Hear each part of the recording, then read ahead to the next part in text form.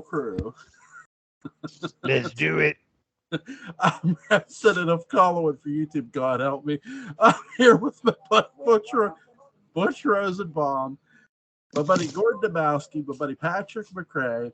We're here to discuss the movie The Whole Wide World, which is about the death of legendary pulp writer Robert E. Howard.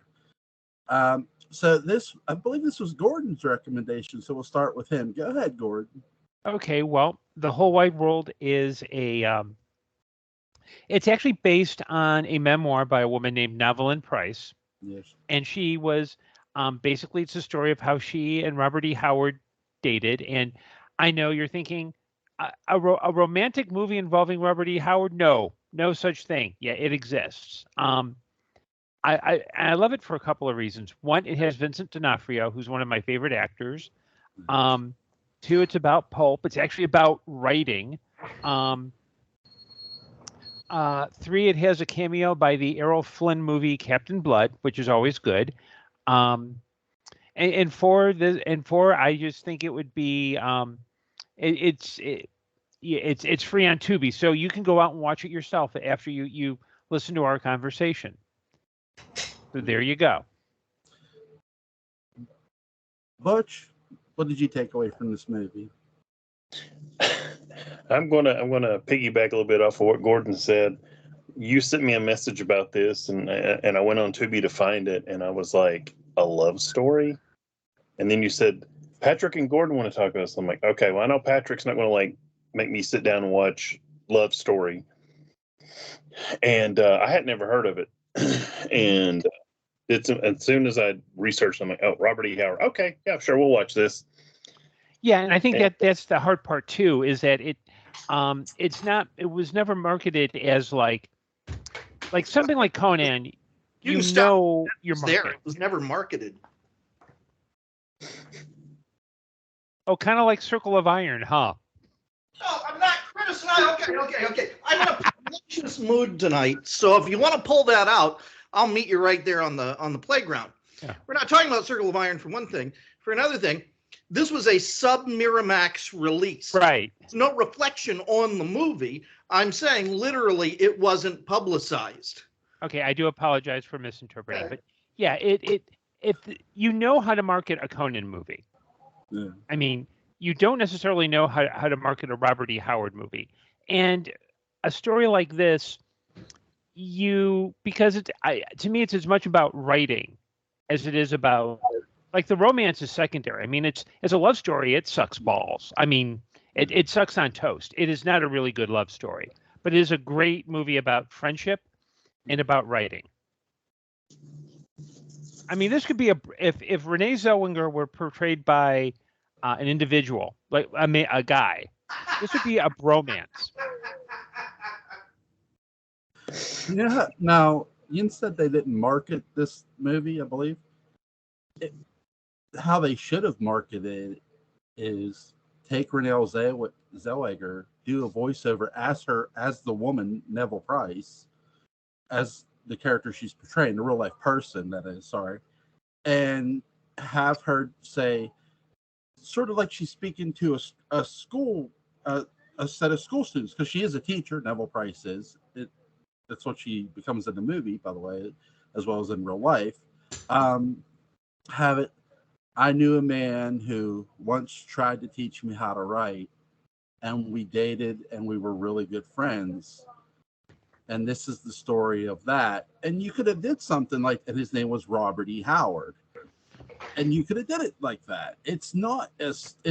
Look, marketing the movie isn't rocket science, for God's sake. Now, why?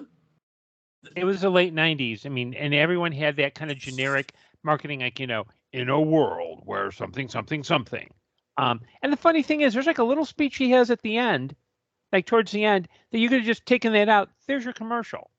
You didn't have to spend any money. You didn't have to hire in a world where something. You should have seen the marketing for Jason Goes to Hell. It was phenomenal. Stop making Patrick sneeze. The only thing about your marketing there, Joel, I'll add, and because I've run into this before and then run into it again, I'm talking about this with my wife, And his name was Robert E. Howard. You might know his best known creation, Conan. You've got to throw that in because most people have no idea who Robert E. Howard is, and it's kind of a shame. And I was sitting there with my granddaughter. She was kind of half watching it, and I said, I looked at one time. She was kind of really intent. I said, I just want you to understand something. If you see a movie about the Titanic, spoiler alert, the ship's going to crash. Right. Well, this guy is going to kill himself at the end. So she's 16. She's not dumb, but I didn't want her to I was afraid. I didn't know how big of a deal they made about his suicide, so I was just kind of preparing her. Mm-hmm. Oh, sorry, I disappeared there for a second. So yeah, I think you have to identify who Robert E. Howard is. Unfortunately. Yeah, and there's that sequence where they're zooming into D'Onofrio. He's talking about Conan. He's in the cornfield. You use that clip as part of your trailer. You do that. You do the Zellweger thing about Robert E. Howard. There's your marketing. Yeah. Now we got to have a time machine go back to '96 and convince him to do that. Mm-hmm. I mean, that's the thing. I remember the marketing for the one movie I remember marketing for most. There's 3 movies I remember marketing in the 90s. 1 is The Crow, 2 is Titanic, and 3 was Halloween 6, The Curse of Michael Myers. In that order, I remember most. And I was literally in school when the trailer for Halloween 6 came on, and they showed Michael Myers walking across in the darkness. I'm thinking, holy shit, I want to go see that. Without right as the voice guy's talking, I totally toned him out. But again, I'm a Halloween fan, and Halloween's a no product. To your point, most people didn't know who Robert E. Howard was, and I do think you do need to mention his works like Conan, and which they do discuss in the movie. Mm-hmm. Also, you could have also mentioned Solomon Kane. Definitely. Within the trailer, even though they more touch upon Conan, I do believe there's a drawing of Solomon Kane in Robert E. Howard's room of Vincent D'Onofrio. Did he do Cull? Yeah, King Cole. Okay. He also did Sailor Steve Costigan, which is our boxing stories. He did Steve Harrison, who's an occult detective, except it's not the Victorian, hey, let's ghost. It's this is a guy who takes an axe and fights demons. I mean, he's why Dan Curtis never said we should adopt these stories full on in our series. I mean, because who wouldn't want to see Thayer David with a big axe, chasing after Nicholas Blair? Who would not want to see that? I want to see it. I want to see it too. I'm going to go write some fan fiction about it. Yeah, put the hand down, Joel. Put the hand down. Yeah, movies in this era, they were in a very strange place, because independent film had just started to go mainstream, kind of, because you had Clerks came out, and you had Go Fish came out, and you had the early Tarantino stuff come out, and you had the Sean Penn, or who's the guy who lost all the weight? The unfunny Kevin Smith, and you had that come out, and so Harvey Weinstein was real busy right at this point, and unfortunately, yes. But Miramax has been around for a long time, and there are a lot of independent theaters, and I can talk about this because I worked for an independent theater at this time, or just a few years prior, and I'm still aware of the business model. And they used to be cheap to get. They used to have their own little audience. Joan Plowright was our Arnold Schwarzenegger, and with Kevin Smith and with Quentin Tarantino and people like that, everything changed violently. And so mainstream theaters were just starting to carry stuff like this. The independent theaters, however, were being abandoned. And so when you have something like Whole Wide World, it's very easy for it to get lost in the shuffle, because suddenly you don't have Weinstein money behind you. And keep in mind, Weinstein's had been bought by Disney, or they were about to be bought by Disney. And so because you didn't have that money behind you, and because the independent theaters were dying out because all of the big Kevin Smith independent stuff was going to mainstream theaters, suddenly a nice, intelligent movie like Whole Wide World, which is eloquent and dignified, has no place. They don't know what to do with it. And I have every suspicion that Whole Wide World started as a movie that was being produced in one cinematic economy and under one business model that had been solid for about 15, 20 years. And suddenly was forced to obey an entirely different model by the time it was released. And that's sad. Mm-hmm. Yeah, and also keep in mind, this is the director's first ever film. So that's, you're not even going to get any kind of major marketing behind it unless it's a Tarantino. Sure. It's we've talked about how you should market a movie, and no movie, to me, like the movie that set the bar in the 90s for marketing, it deceived people. But here's the thing: the director of said movie that I'm about to mention fooled the actors because he wasn't exactly truthful with them about what would happen in the woods, and that was the Blair Witch Project. So they market this thing as real, and a lot of people bought it, and it became the highest grossing independent movie. It toppled Halloween as that, it was an independent movie. Yeah, it was. Also, it's a bad movie. Yeah. Let me just say, to add on to that, I knew it was fake when I was watching a Jack in the Box commercial because I was living in St. Louis at the time, and the actress in that was playing a register person saying, "Hey, can I take your order?" So, but yeah, we're here to talk about the Whole Wide World. Yeah. Because the Blair Witch Project sucks on toast. So let's talk about the Whole Wide World. I think we agree it's a much better movie than the Blair Witch Project. So, Patrick, the Jack in the Box ad that you just talked about is a better movie than Blair Witch Project. Yeah, but I was trying to be gentle about it, Patrick. Well, I'm not, so I'll say it. I have a feeling I'm going to get in the fetal position and get kicked to death. What did you take away from this movie, Patrick? The Whole Wide World. Well, Jewel, I got to unpack that one. That's going to take me a while. You've become the star child. So my main takeaway is that Renee Zellweger needs an antihistamine.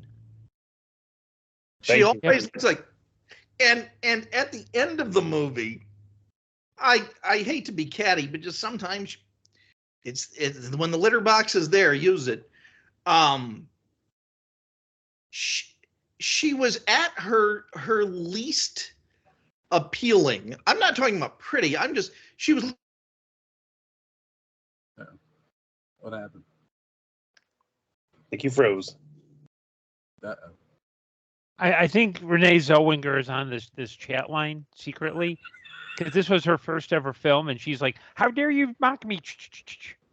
Literally, she was brought in like the actress they originally hired had gotten pregnant, so it was like, okay, here's this new actress. So yeah, it's like I give the film a mulligan for that.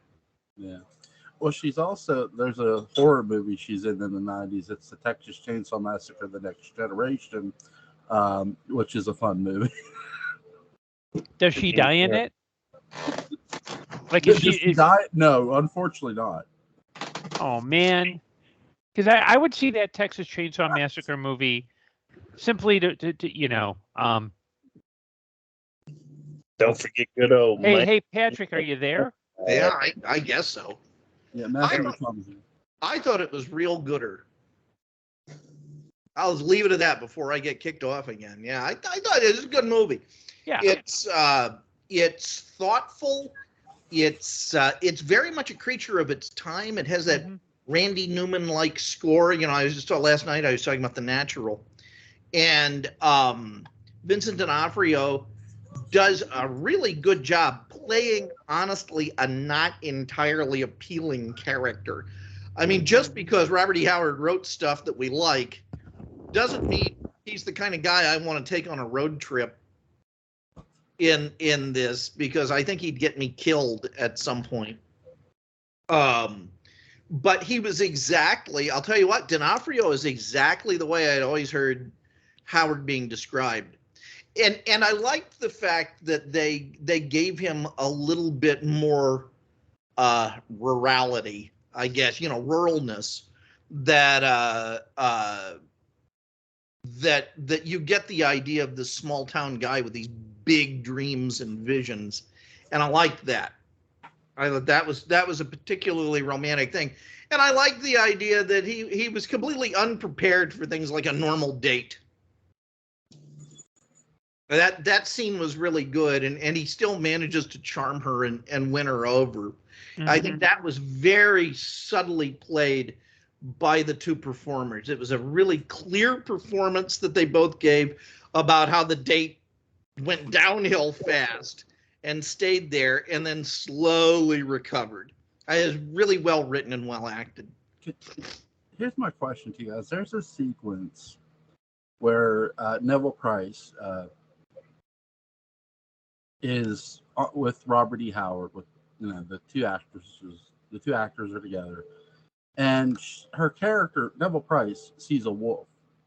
Here's my question, because there's a later scene where Robert E. Howard imagine seeing a kid. Is she imagining the wolf, or is it really there? Is she trying to is her mind trying to create a story? Because he is trying to teach her how to write. I think you could read it either way. I mean, do we have any overwhelming evidence for one or the other? I mean, does anyone else see the wolf? Yeah, I mean, I know the sequence Joel's talking about. I don't know if it's. I would assume that it's imagined, because if it were real life, that wolf would have just jumped at her. Yeah. Well, when you say does anyone else see the wolf? No, Robert E. Howard, who's the only person with her in the film, doesn't say he saw it at all. So, and they don't address it in the movie either. It's the ghost of Hamlet's father. Yeah. Except other people see that in Hamlet. So,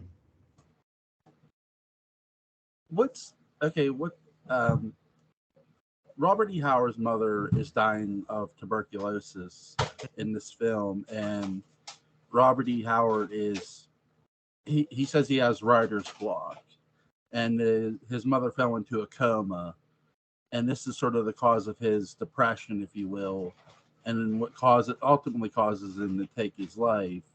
A really, really sad, and the fact of how they shoot this in the film is it's done with class, because they do in Neville Price opens a letter and you read about Robert E. Howard's death, which is classy, really well done. Is how most film death should be done, instead of just showing the damn thing. But I really the fact that they do that is really classy, and it's also really sad. It's very somber. Go ahead, Gordon. Sorry. Oh, yeah, it is moving, and it's also, it was also a little bit rough for me to watch this time, because it's,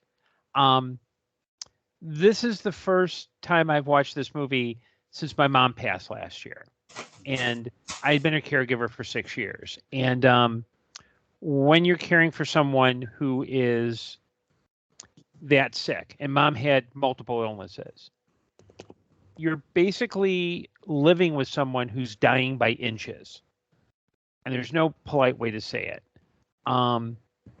It can be, to use the old cliche, mom had to live in my head rent free for part of the time, because that had an impact on my time. And so in the scene where Howard is yelling at Novelin and saying, well, she's telling him, oh no, you got to take care of yourself. You got to, got to worry about your livelihood. And he's like, no, I have to do this because I care about her. That is gut wrenching. I kind of had to deal with the idea. I've had people say to me while I was caring for Mom, well, why don't you just give up trying to have a traditional job, and have the state pay you to be your mom's caregiver. One, Illinois doesn't have programs like that. And there's a whole other lecture. But the other thing is, like, me giving up something just to care for Mom, like, I can be more than that. So that sequence, and I like the fact that they didn't do the traditional, like, like he goes out to the car and they focus on something else and you hear a gunshot. It's done through the father saying it in a letter. Because I think most usually, at least in my perspective, people who've passed from suicide, you never find out like right away. It's always this weird kind of delay. And I think the film does a really good job, and you feel the loss more vividly because there's this, you've got Vincent D'Onofrio for most of the movie just dominating the screen and being as charming and as funny and as malevolent, and then all of a sudden he's gone. So I thought it was well handled, but it was a little harder for me to watch this time around, but only because I had an experience, like my experience was a little too close to home for the movie. And I've just brought the room down, so I apologize. Please do some jokey jokes. I think one of the things that really makes that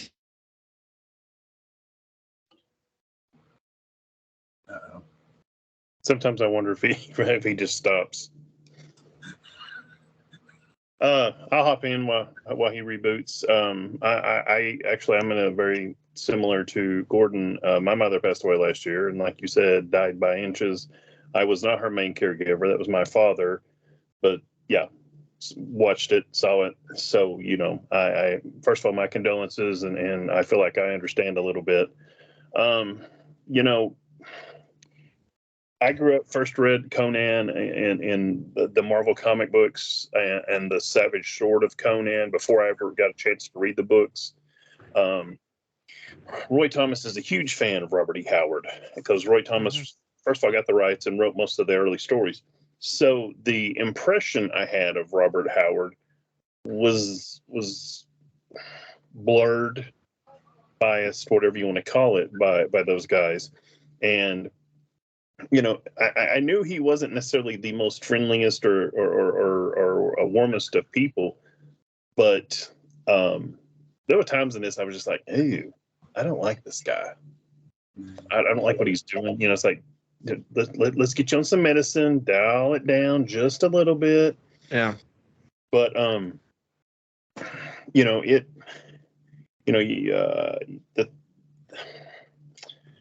the whole thing with God, now I can't think. It was Renee Zellweger. She came in late, like I believe Gordon said. She wasn't necessarily the first choice, and I think part of that drags the movie down. I'm going to quote Gordon one more time, then I'll stop. As a love story, this movie sucks. Yeah. About writing and the relationship between an established writer and someone who wants to become one, it's much more interesting, and it gives us, I think it's important to see hero, idol, someone you're interested in, whatever, with their warts. This is a very warty portrait of Robert E. Howard, and I'm sure it was pretty close to what it was really like to be around him. And D'Onofrio, again, who I forget which one you said it. Yeah, great choice. I could see him walking around the streets of Mexico with a big sombrero and 2 6 guns, and doing that kind of crazy stuff. And then watching him watching him having to care for his mother. So you've got a full view of, here's this manly man, and he's running around with a sword cutting corn down, and then he kind of comes across as, I gotta go take care of mommy, but it doesn't come across as I gotta take care of mommy. It's like, my mother's sick, I need to help take care of it, because we see, and I think it's mentioned one time, her and the father don't have much of a relationship. So he's the one, even though his father is a doctor, he's the one that has the freedom and the time, and I believe the emotional capacity to help take care of her.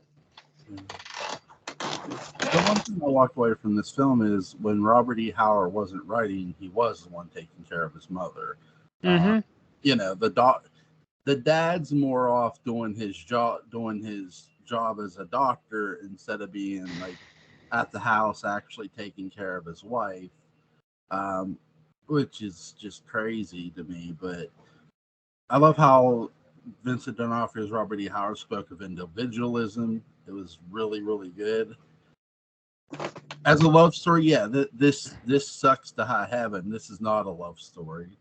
But it is a story in a lot of ways about friendship and the understanding of it, I think. That's something I walked away with that, though unfortunately Robert E. Howard takes his life, that at the end, there's a woman who asked Renee Zellweger's Evelyn Price, they asked her, was he your friend? And she goes, yes, and she's like crying. And there's also an earlier scene about how Robert E. Howard was there for her, because he literally did try to take her under her wing and teach her as a friend and a companion, but he couldn't let himself love her. That's another thing in this movie that gets brought across. Go ahead, Patrick. Sorry. I think those questions that the screenwriter had Renee Zellweger asked at the end of the movie, I'm no psychologist, but I've had a lot of experience of bereavement. What a sadistic set of questions. I think I would be devastated, because obviously she's in mourning. Obviously, he was a friend and she still thinks of him that way. There was something about those questions that it felt too personal. It felt too close for me. I don't think it's a flaw in the screenwriting. I think it's meant to absolutely elicit certain feelings and pieces of information for closure, and kind of have the audience walk out with a proper context of what her feelings are going to be. But wow, I wasn't expecting that. Emotionally, that was the thing that got to me. For those questions, I think it's like two that she asks, and one of them was the thing about friendship. Back to the note, what I was saying before Skype censored me, is that I like the idea that she gets it by note, because except for the times when we see him with the mom, I think we largely see Howard through the context of her. And so if this is how she gets the information, it's proper that it's how we should get the information also. And I really wish I knew more about what that 8 hours was like, where he was in the house, but he wasn't gone yet. And I thought it was going to go a little further with with what went on in that time. Because I know, a lot of the story of Van Gogh is about those last hours that he has with Teo alone. And I thought it was going to kind of go in that direction, and it didn't, which is fine. But you see what I mean? I know. I don't want to ask an insensitive question, because I know none of us can really answer it in a sense. They mentioned this in the movie about Robert E. Howard. Vincent D'Onofrio's Robert E. Howard, the person he's portraying. He yells at Evelyn about holding the gun. He goes, "That could go off." I'm sort of wondering. I know this is. I'm not trying to suggest this. I don't think Robert E. Howard pulled the trigger. I think the gun might have just went off. I don't know. I mean, the whole thing about him suddenly shouting prayers and this and that. Yeah, that's the piece I can see from what we can gather. His mother falls into a coma. She's not expected to wake up. He goes to his typewriter, types out that poem, goes to his car. There's a shot. He's slumped over the steering, and he's slumped over the steering wheel. I don't think it's an accident. I think, just to be blunt, I think it was deliberate. When you're caring for someone that long, and like when my mom passed, for like a good 3-4 months, I was just, I was in a haze. I have very few memories of between February and April. Like, I remember seeing Mom at the hospital. I remember skipping to see a belly dance fire troop to hang out with Patrick and Jewel, which loved hanging with you, Patrick. Jewel, not so much. Just kidding, bro. Hey. Some of the dancers in this troop are, rather pleasant. Let me just say that. Some of them may be watching this, so I just want to be gentlemanly about it. But it really was. I wasn't in a mode like, well, I didn't feel like, oh, okay, I can't go on. But at that time, you're dealing with caring for a mom in the 1930s in the middle of Texas, in a rural area where their idea of mental health would have been shut up and deal with it. He's seen as the town oddball, even though in real life, Robert E. Howard was very much a self-educated guy. He, most of his friends he's corresponding with, because he's not just corresponding with H.P. Lovecraft, he's corresponding with other authors at the time. He probably saw it as his only way out is, okay, my mom's not going to live. I'm not going to be able, and he was working on stuff. He might have felt blocked, but he also had things in process because they got some of that was finished and completed after his death.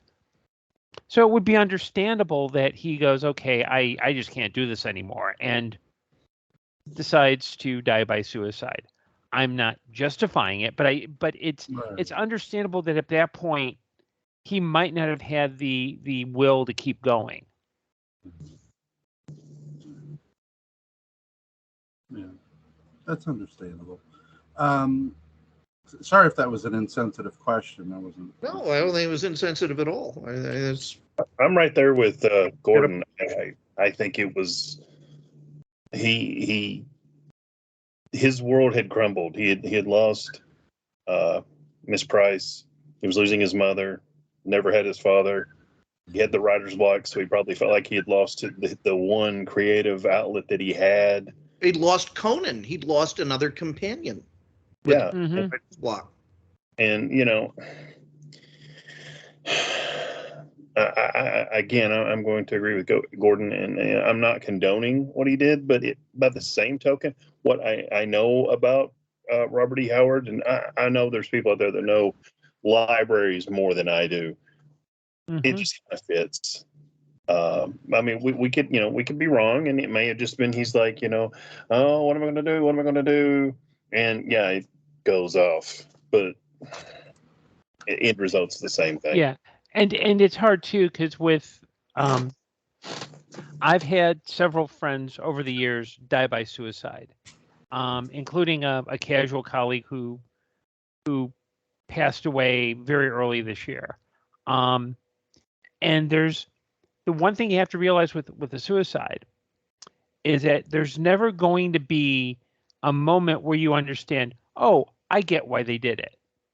And it's not because it's part of it's that powerless of there's nothing you can do, but a lot of it is just understanding that at some point most of us if that's the way, if they were in that much pain, there's never going to be like a, oh, okay, I get it now. They killed themselves because da da da da da. With Robert E. Howard, it's kind of tough because I understand where he is. And when I look at situations in my own life that look like they're daunting, I can't go there. I'm usually trying to think, okay, what do I do to fix this, to solve this? I think the fact that, we're never going to really know, because his only suicide note was a 4-leaf 4-verse poem. And I think the film handles it as gingerly as possible, because I think the whole point wasn't, okay, Robert E. Howard is not known as the writer who killed himself. He wrote about, his basic attitude was, oh, screw civilization, we're best when we're barbaric. He wrote, he didn't just write action-oriented prose. He lunged into his writing. This wasn't a guy he wasn't, say, your Lester Dent or Walter E. Gibson. Maybe a little later on, he'd be a Norvell Page. And, he'd be the, and for history lesson, Norvell Page wrote a character called the Spider, who was a Shadow knockoff. And Norvell Page was a crime reporter who loved hanging around coroners because that's how you get details. And his Spider novels are really super dramatic. It's like he did the 1930s equivalent of Patrick watching all episodes of Dark Shadows one after the other. When Page was writing his Spider novels, he'd put on a cape and a slouch hat, and he'd run around and type. That's what you do? Yeah, that's what you do. The same way Robert E. Howard was sounding out his stories. Robert E. Howard, the reason we still read him isn't because of some great literary idea. The guy knew how to tell a story, and he knew how to start from, he's like Mickey Spillane. Once you start a Robert E. Howard story, you don't stop until the end.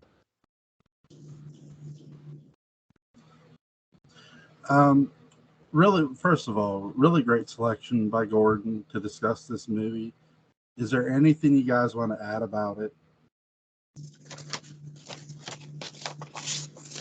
Well, I'm gonna reiterate in kind of different words. If you're looking for a love story between a man and a woman, this is not your movie. I think this is a movie about the love story, about the love of writing and the love of creativity. Because you have a man who's writing these big, lusty adventure stories, and a woman who's basically like, well, I just want to write about real people and movie fame, or movie fame, as the case may be. And they're both, and I think they're both realizing that, you realize that that's what connects them, because as a couple, they're non-existent. They're actually more platonic. They're more platonic bro siblings, for lack of a better term, than they are romantic. But it's the idea that these are two people connected by a love of writing and creativity, and that one of these people was lucky enough to be with a pretty good writer, or the best damn Pope writer in the whole wide world for towards the end of his life. And I think that's why I think people should see this movie. It's not the grand romance of Robert E. Howard. It's about the romance of writing and creativity. And in an age where we're dealing with a writer's strike, and we can have bots do that, and with every single piece of media being called content, I think it's worth viewing. Patrick? So the sort of movie you couldn't get made now. Mm-hmm. And I know that 1996 was a long time ago, but it doesn't really feel like it is, or it should be. I think we're all at the age now, or well, maybe not Jewel, but the rest of us are at an age now where we were adults. We were adults. Jewel, how old were you in 1996? Oh, wait a second. Yeah. Now you see what I'm talking about. I was 15. It's 15. Yeah, okay. Shut up, darn kid. Yeah, I was 25. So, you couldn't get this movie made now because it's not how Hollywood operates. You might find it made for streaming or something. But, again, you can get great movies made for streaming, but I don't know if they count. When you talk about horror movies, who's talking about Bird Box? Even though it's a great movie. Nobody, because it sort of got, sent to the salt mines of streaming. So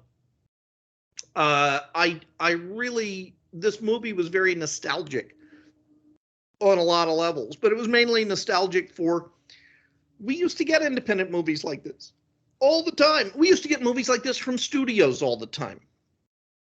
Big studios. Yeah. Butch?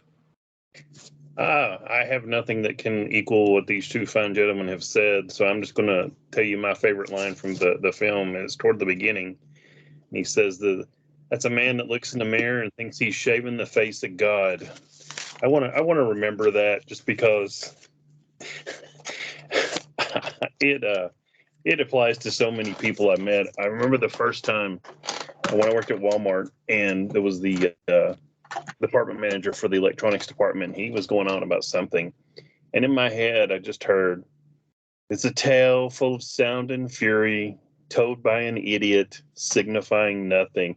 And I just started laughing at him, and he got so mad, and I ended up getting in a little bit of trouble for it.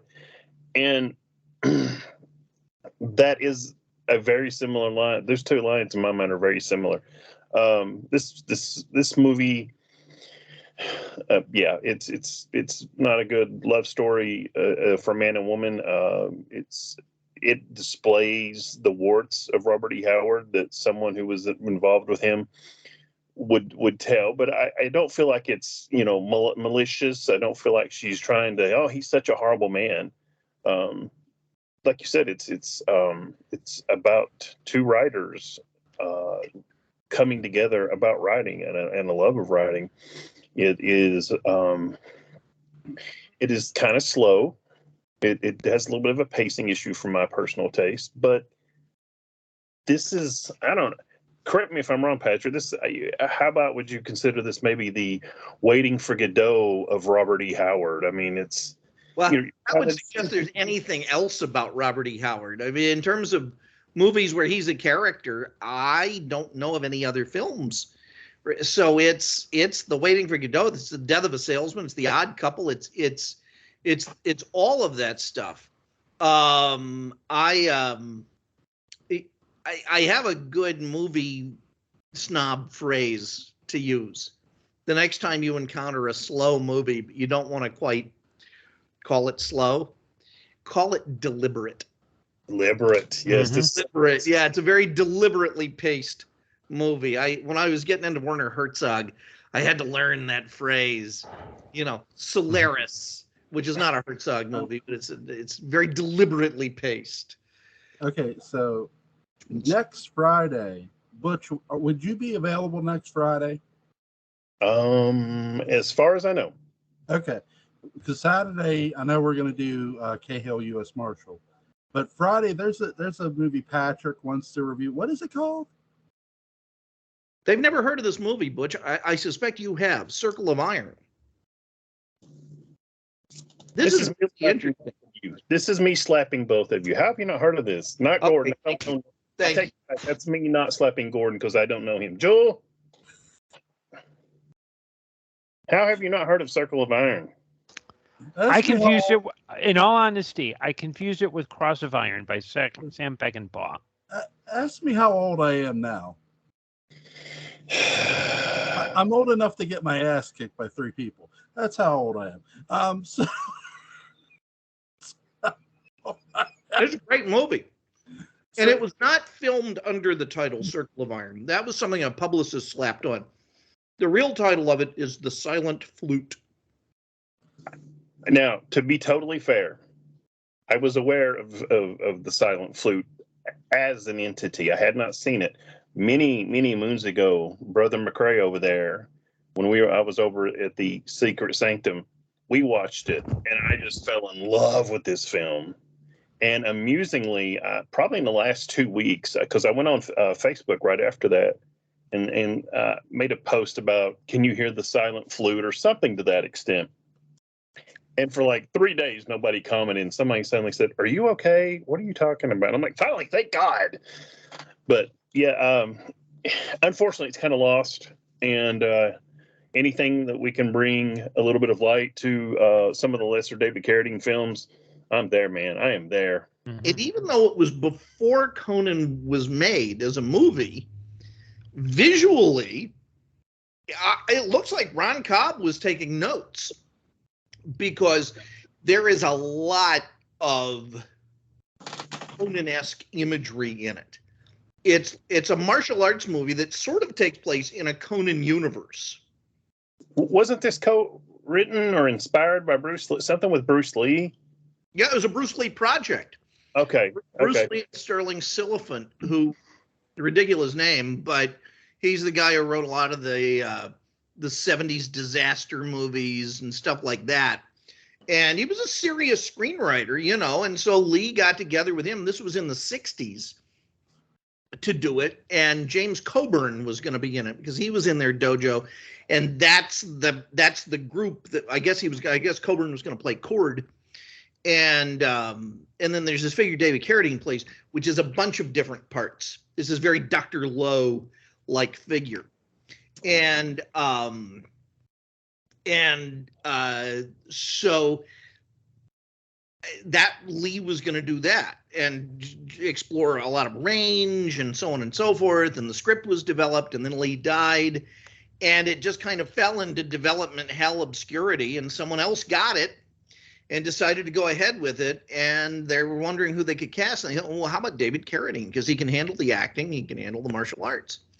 And it's one of these movies like Flash Gordon that partly works because you have some of Hollywood's most interesting, best actors. You had David Carradine, Christopher Lee, Eli Wallach, Roddy McDowell, all surrounding a brilliantly terrible actor, Jeff Cooper, who plays Cord, who I think was like a surfing champ or something. But he's the right kind of terrible, in that he is terrible, but there's a total sincerity about him that really works. And it's a very likable, it's a deep movie that is still likably goofy. And yet you can also see the movie Lee was trying to make, you know, under those levels. There's a lot going on in it. It's a damn good movie. And it's a good low budget movie too. So tomorrow we're gonna discuss episode 100. Gordon, Patrick, and myself. Friday we're gonna discuss the movie Patrick wants to discuss. Is 11 p.m. good for tomorrow night and Friday? Yes. What happened to Jaws? We're gonna get there, I promise you. All right.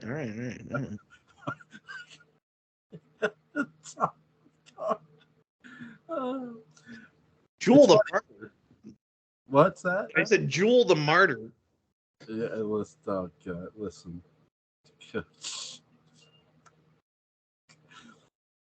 Okay, there's going to be some links in the description box. Links to Gordon's Amazon page is going to be in the description box. Links to the Dark Shows They Book Abound is going to be in the description box. Butch, do you have anything to plug? I'll leave a link, dude. Just send me money. Yeah. Yeah, send Butch money. So I can buy stuff from Gordon, and well, wait a minute, I already own both of the Dark Shadows Day books, and so should you. Absolutely. All right, first of all, guys, thank you guys so much. This was a fun recommendation and a good movie to discuss. Thank you, Gordon. I can't wait for tomorrow night for episode 100 for our milestone episodes. Gentlemen, have a great rest of your night. Bye-bye. Night all. Take care.